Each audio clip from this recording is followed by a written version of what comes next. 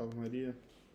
Esse é o primeiro vídeo de uma série que eu pretendo fazer, em que a gente compartilha aqui algumas breves reflexões sobre o Evangelho de domingo, com a ideia de auxiliar todos aqueles que acompanham o canal, mas sobretudo auxiliar as mulheres do clube de leitura a ter um conhecimento mais profundo acerca do Evangelho de Cristo Nosso Senhor, a crescer na vida espiritual e a ter uma aplicação prática, né, para suas circunstâncias de mãe, de esposa, de mulher, daquilo que o Evangelho da liturgia propõe a cada domingo. Né? Nós vamos seguir aqui o Evangelho de domingo segundo o rito tradicional, que é a forma como nós fazemos aqui na administração apostólica, mas mesmo se você não segue esse rito, com certeza essa reflexão sobre o Evangelho pode ser útil para você. Esse domingo de agora é o domingo que nós chamamos de Domingo do Bom Pastor, em que nos é apresentado um trecho do capítulo 10º do Evangelho de São João, um trecho muito famoso, muito conhecido, em que nosso Senhor fala: eu sou o bom pastor. O bom pastor dá a sua vida pelas suas ovelhas. O mercenário que não é pastor, a quem não pertencem as ovelhas, vê o lobo aproximar-se, abandona as ovelhas e foge. E o lobo as arrebata e dispersa, porque ele é mercenário e não se importa com as ovelhas. Esse é o primeiro trecho, que nos apresenta já, de início, uma das características principais do bom pastor. Já desde o Antigo Testamento, nós vemos que Deus vai utilizando essa imagem do pastor, muitas vezes, tanto para falar de reis, como para falar de sacerdotes, como para falar do Messias que virá. O próprio Davi, que é o rei mais importante da história de Israel, aquele cujo filho seria o Messias, ele era um pastor. E Cristo é esse pastor prometido. Ele é o bom pastor. E aquele que é o diferencial do pastoreio de Cristo é o fato de que Cristo dá a sua vida pelas suas ovelhas. É bonito a gente pensar que Cristo, sendo pastor, fez-se Cordeiro de Deus. Normalmente, o pastor, por maior que seja o seu carinho, seu cuidado pelas ovelhas, ele nunca chega a fazer-se uma delas. Mas com Cristo não. Cristo se fez uma delas, Cristo se fez Cordeiro de Deus. E ele, como Cordeiro, alimenta também as ovelhas. Né? Olha que bonito. Deus não somente nos alimenta como pastor. Lembra daquele salmo muito conhecido? O Senhor é o pastor que me conduz, não me falta coisa alguma. Né? Isso daí é válido para nós, olhando para Cristo, não somente como Cristo pastor, mas também como Cristo Cordeiro pascal que nos alimenta na Eucaristia. Cristo, ele não foge, mas ele dá a sua vida. E nós vemos isso, nós acabamos de ver isso na Semana Santa, Cristo dando a sua vida por cada um de nós. Então, primeira característica do bom pastor, que é Cristo, é dar a vida pelas ovelhas. Depois, eu conheço as minhas ovelhas e as minhas ovelhas me conhecem, como o Pai me conhece e eu conheço o Pai. A segunda característica do pastoreio de Cristo é que ele conhece as ovelhas. A gente poderia cair na tentação de acreditar que esse amor de Cristo pelos homens é um amor assim genérico, como se Cristo amasse a humanidade, como se a humanidade fosse uma espécie de pessoa jurídica.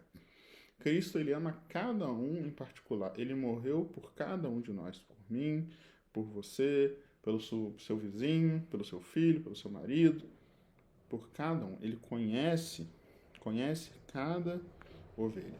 Somente as ovelhas dele o conhecem, mas ele conhece todas as ovelhas. E é por isso que ele sabe que tem outras ovelhas que não são deste redil, mas que ouvirão sua voz, e haverá um só rebanho e um só pastor. A gente sabe que existem, né, todos os homens que existem são potenciais ovelhas do redil de Cristo. Cristo quer todas as almas. Mas nem todas as almas se entregam a Cristo, nem todos os homens são batizados, nem todos os homens seguem o Evangelho, né?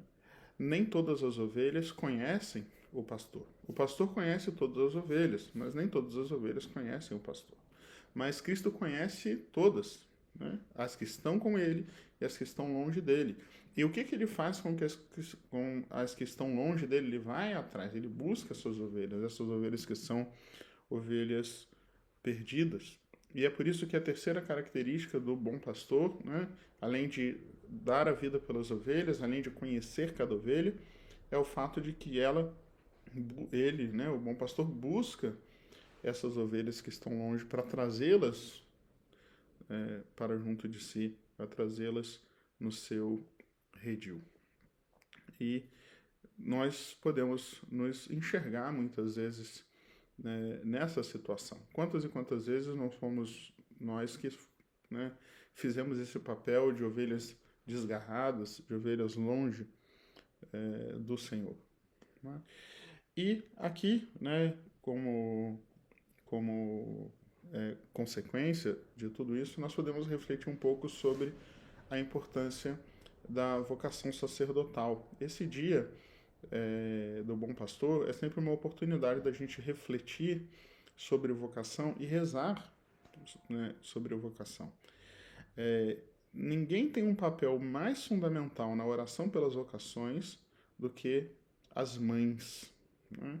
As mães são aquelas que, antes de tudo, são ouvidas por Deus naquilo que se diz respeito às vocações, né? Então, vocês têm que rezar para que Deus envie vocações, né? Ou dentro da tua casa, ou, né, na sua família, na sua paróquia. Então, a gente precisa rezar. E como são as vocações que nós queremos? Nós queremos sacerdotes que sejam bons pastores, que tenham essas mesmas características de Cristo. Sacerdotes que vão correr atrás das ovelhas perdidas, sacerdotes que tenham um verdadeiro ardor missionário, ao mesmo tempo sacerdotes que conheçam as ovelhas, ou seja, padres que de fato estejam em contato com o povo, padres que conheçam pelo nome, padres que se preocupem e ocupem com suas ovelhas, e antes de tudo, né, padres que sejam capazes de dar a sua vida pelas ovelhas, né? Dar a vida significa se desgastar completamente no ministério, significa que se for preciso derramar o próprio sangue pela salvação das almas.